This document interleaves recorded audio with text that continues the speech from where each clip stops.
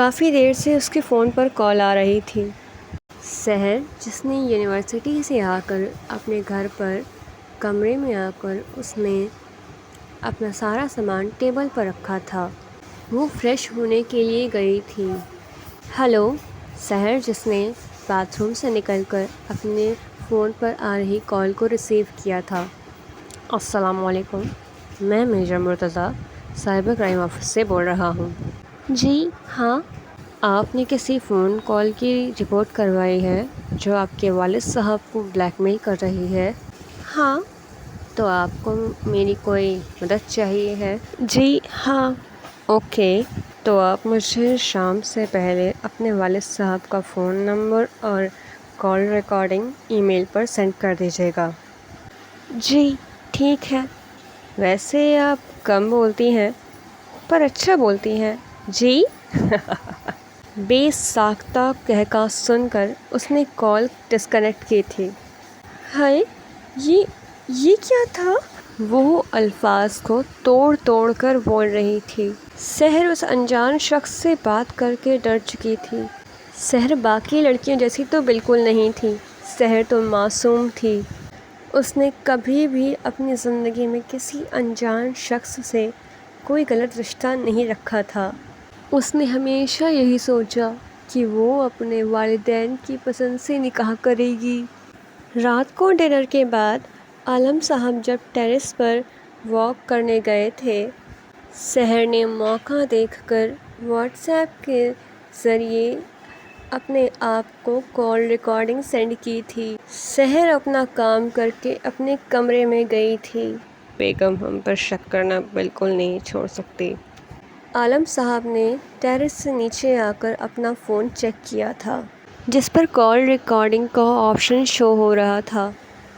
سحر کے پاس وہ سب چیزیں موجود تھیں، پر وہ اس تک کیسے بھیجے گی یہ اسے نہیں پتہ تھا۔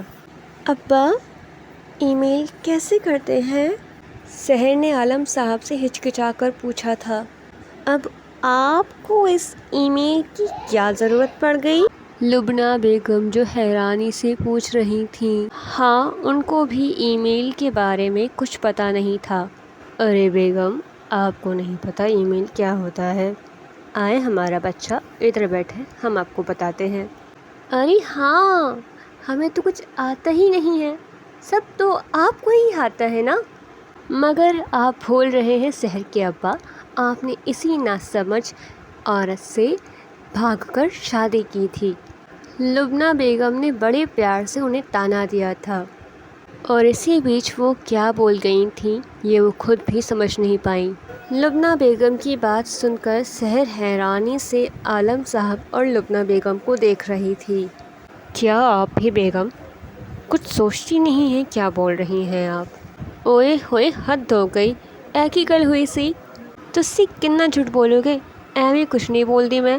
سن میری سونی، تہاڈا پیو مینوں کراچی سے ویاہ کر لایا تھا، وہ بھی بھگا کر، اور اب تینوں بتانے وچ ڈردا ہے، کہندا ہے کہ کہیں تینوں کوئی بھگا کے نہ لے جائے۔ ان کی پنجابی بولی کی باتیں سن کر سحر اپنے ابا کو بے یقینی سے دیکھ رہی تھی۔ آپ چپ کر جائیں، کیا بتا رہی ہیں آپ ہماری بیٹی کو؟ بیٹا، آپ ان کی باتوں پر دھیان مت دیں، آپ یہ سیکھیں۔ عالم صاحب نے لبنہ بیگم کو چپ کرایا تھا اور ساتھ ہی اپنی بیٹی کو ای میل کرنا سکھایا تھا۔ ای میل کیسے کرتے ہیں یہ سیکھ کر سحر اپنے کمرے میں آئی تھی۔ اس نے سائبر کرائم کو ای میل کیا تھا۔ Thank you so much for listening this part, and مجھے افسوس ہے کہ میں آپ کو جلدی یہ پارٹ نہیں دے پا رہی ہوں، کیونکہ یہ سارے پارٹس میرے پریمیم ہو چکے ہیں۔ ڈونٹ وری، میں جیسے ہی ان کو اوپن کروں گی تو میں آپ کے سامنے ایک نیا پارٹ لا دوں گی، اینڈ پلیز تھوڑا ویٹ کرنا، کیونکہ میرا کالج سٹارٹ ہو گیا ہے تو مجھے ایڈیٹنگ اور وائس نوٹ بھیجنے میں تھوڑا ٹائم لگے گا۔ Thank you so much.